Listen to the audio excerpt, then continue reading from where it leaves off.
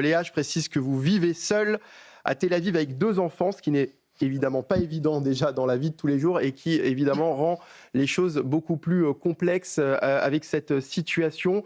Les sirènes, on le disait, ont retenti il y a quelques minutes à Tel Aviv. Quelle est la situation pour le moment? Comment s'est passée la nuit? Alors pour la nuit, ça a été, bonjour déjà, Mickaël. La nuit a été relativement OK, c'est-à-dire qu'on a eu en début de soirée des alertes. La nuit a été très mouvementée dans tout le pays, mais bizarrement, c'est la première nuit à Tel Aviv où on a eu beaucoup moins d'alertes et donc joli réveil ce matin, comme à notre habitude maintenant, malheureusement. Le debout, et on court vite vers les abris. Hmm. Donc là, ça a été ce matin surtout. Et ça fait plus d'une semaine que ça dure, donc j'imagine que la fatigue commence à se faire sentir, hein. Oh, je crois que ça se voit.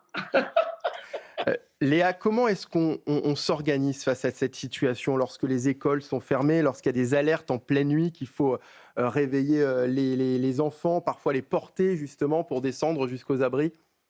Alors, heu, moi, j'ai pris le parti dès le départ de prévenir mes enfants qu'on était dans un pays en guerre malheureusement, mais pour ne pas qu'ils aient la peur ni le stress parce que c'est très intense, je leur ai demandé de prendre soin des gens qui allaient avoir peur.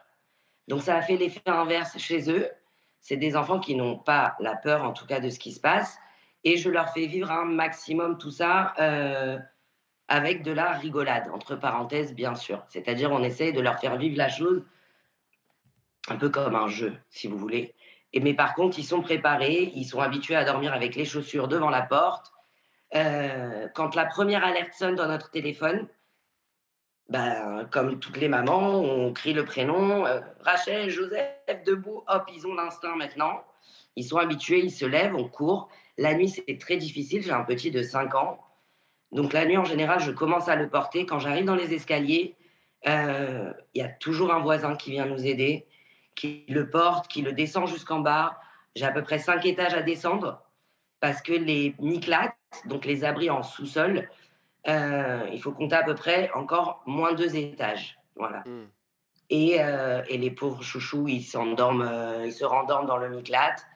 Mais en fait, c'est tout dépend comment les parents, comment les adultes, on va vivre la situation avec eux.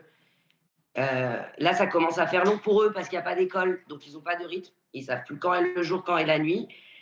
Mais au final, il y a tellement d'entraide dans les abris d'immeubles. Moi, mes enfants, c'est les seuls enfants de Ouais. l'immeuble et il faut savoir que mon fils, par exemple, n'a qu'une hâte, maintenant, c'est d'aller dans le Miclate pour jouer avec ses copains. C'est-à-dire que tous les hommes de l'immeuble et toutes les femmes aussi prennent soin de lui, jouent avec lui, lui ont installé des paniers de basket, des ballons. Voilà, c'est vraiment Tout une est unité. organisé fait que pour que les enfants, évidemment, puissent Exactement, ressentir le moins possible cette situation qui, il exactement. faut le dire, est dramatique.